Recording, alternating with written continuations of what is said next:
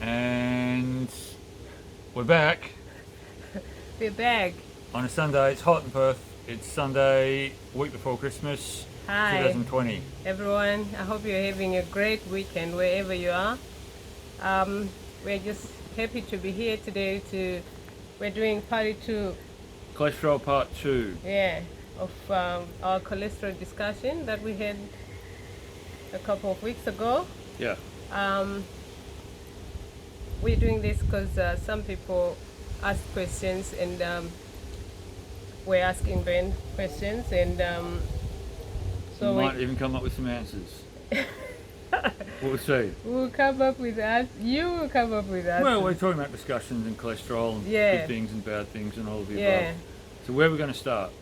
I think the idea I've been reading, you've been reading as well. Yep, bit of reading. I think it's very important for our listeners to move with time when it comes to disease and science these days. There's lots of new research is coming up, and it's very helpful if you do your own research and find out what's going on, instead of just Believing the hype. yeah. Yeah. That's Because important. there's always been that issue about heart health, that you have to eat low-fat foods for heart health. But I think there's been a paradigm shift around that. Well, it's changing slowly, but you're still seeing, and we still see it advertised on TV. People advertise products, and then they say low fat, and that's a healthy thing. Yeah. And they kind of highlight that as being Yeah. a good thing, as if fat's bad for you and you shouldn't eat it. And they've been talking about that for 50 years, and that hasn't worked. It never has worked, and it never will work. So don't eat low fat. It's basically the moral of the story for that. Yeah.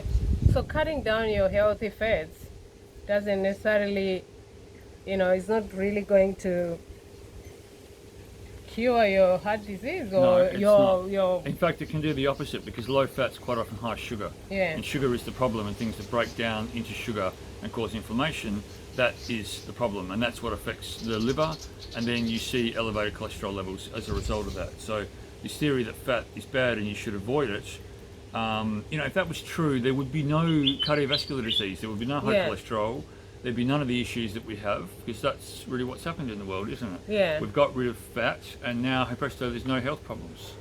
That is not what happened. That's not what happened over the last 50 years. So don't keep trying to do something that doesn't work and isn't effective. It's crazy. Stop doing it. Fats are not bad.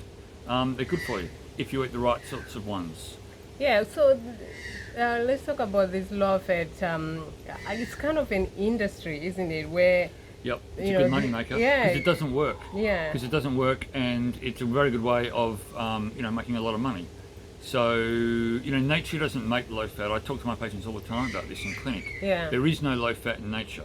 So if you were supposed to eat it, think about that for a minute. yeah, It doesn't exist. Yeah, repeat that. It's a man-made thing, low fat.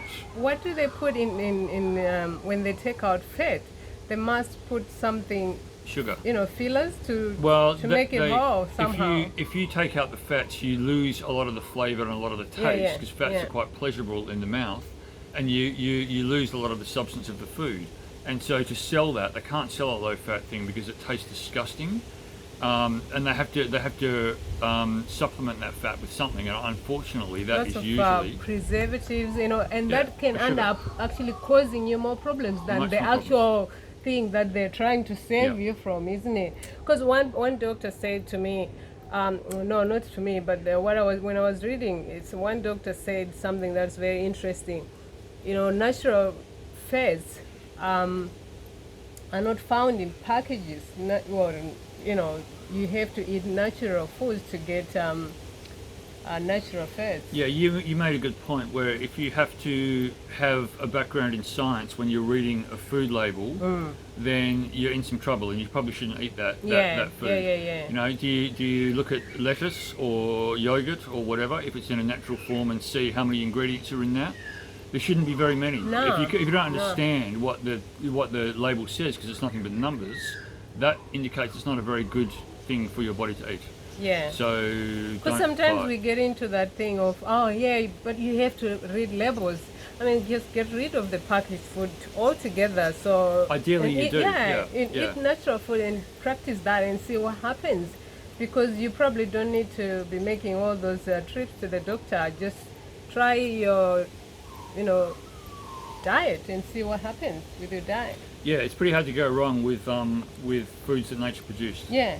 So if you can follow that theory and you want to get your cholesterol levels down, you do that. First of all, you cut out sugars and refined carbohydrates and things that break down into sugar very quickly in the body, because these are refined breads, Yeah. pastas, rice. Yeah. These things are things that elevate triglycerides and elevate cholesterol and mess up your body basically. So you eat healthy fats like olives and avocado, coconut.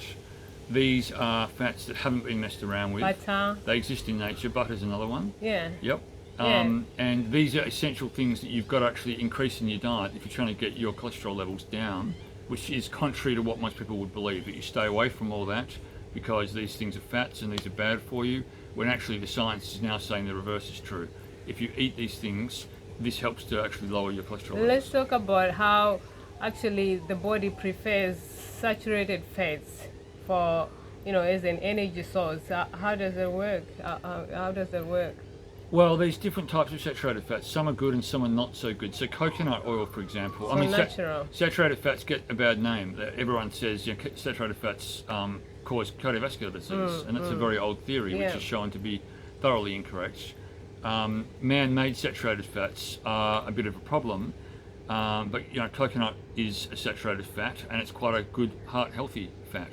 So saturated fats aren't bad, but the type of saturation can be a problem. So And how does the body use fats as as an energy source? Well, it uses them so fats produce a lot more energy than protein or carbohydrates.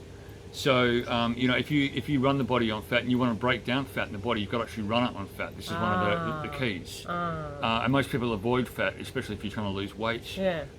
Which is crazy, because if you want to burn fat, Even you if run you're your body on fat. trying to reduce your cholesterol, Yes. in that process you lose weight because you should be able to if you're doing the right thing. Yeah, So yeah. exercise is useful, but it's terribly effective, and it's difficult to do. It's good for lots of things, but it helps to lower weight and it helps to lower cholesterol levels, but not as much as sorting out the diet and getting the healthy fats in and getting the refined carbohydrates down. That's much more important. Okay. I think one thing we have to talk about is inflammation and oxidative stress. How does that contribute to, or in correlation with cholesterol? Yeah, that's a good question. Yeah. So, when you talk about cholesterol blocking arteries, we talked about this a little bit last time, I think, Nothing wrong with repeating. the bad cholesterol, the LDL cholesterol, low density lipoprotein, gets stored in arteries, and this can block it off. And you see it like they show you like a pipe, and then the cholesterol is building up, and like sludge on the inside of a pipe blocking an artery, and then the artery is blocked off because it's full of cholesterol. But what you're not seeing is that actually isn't what happens. Your body is doing that to try and repair or strengthen the artery. And if you take a step back, before all the cholesterol builds up there, the reason that it's building up is because the artery is inflamed. It's inflammation that starts that cascade. So just like having a crack in the wall, your body's trying to plaster that crack back up and strengthen that, because there's damage there. So you're not looking at the reason as to why you have that to begin with. You're just saying, well, cholesterol's in the artery, therefore cholesterol's the problem. And that isn't the truth. That's not what's happening in the body. So it begins with inflammation. The artery gets inflamed, and then the body's putting cholesterol in there to try and strengthen that artery to stop it from getting destroyed, basically, and becoming weak. And that is a problem, because if it puts too much there, then your artery hardens, and then you're in all kinds of trouble. So again, it comes down to inflammation, which comes down to sugars, excess sugars in the body, sucrose, and all that kind of thing. and that's what's at the root cause of this issue. It's not the cholesterol. It's not it's difficult to understand, and it's not well understood at all, but that's actually what happens in the body. So Very, treat the root cause. Yeah, very informative. Very informative. Yeah, it's pretty cool. I think for us to talk more about about this topic, would if you have any questions, like specific questions, just drop your questions in, and we should be able to, because people have different. We all have different type of bodies, you know, and our bodies react very differently to food.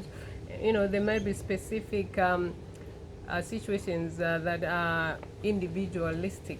So Yeah, that's a good point. So, you know, if you learn the basic principles, if you're trying to cure, you know, cardiovascular disease, high cholesterol, hyperlipidemia, whatever it is that you're dealing with, the principles, ironically, are very, very same. It's the same treatment principles about getting healthy fats in and getting rid of sugars and processed foods.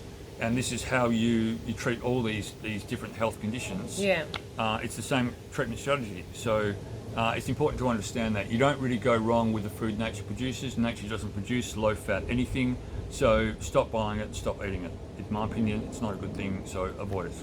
okay. Well, it's been proven. Science is proving that. Yeah, it's not just my theory, it is a proven theory now, but it's what I teach in the clinic. But it's very hard to change to convince people that that's true. But you know what one doctor said also, that if people are not compliant to changing their diet, they just get given the easiest thing, which is the medication, which probably doesn't. It's a band-aid. If you want to just plaster over the cracks in the wall and then get to the issue of the fact that there's cracks there and deal with that, then okay, you take medication. Because some people get told by their practitioners, change your diet, do this, do that. But if you don't want to listen, then well, if you don't want to help yourself, then there's not much that I can do. And there's many of us out there. I know it's hard, but you got to take a step of faith. But that's the way you get it cured long term. That's the way you actually fix the problem at the root and not just treat the symptoms. Yeah. So if cholesterol is high in the body, there is things that you can do about it without taking medication. So you should be able to manage it with diet and with lifestyle choices. Okay. Thank you guys for listening. Thanks. Hope you enjoyed that. Hope you got something out of it. Any questions, comments, put them in. See you next time. See you next time. Bye.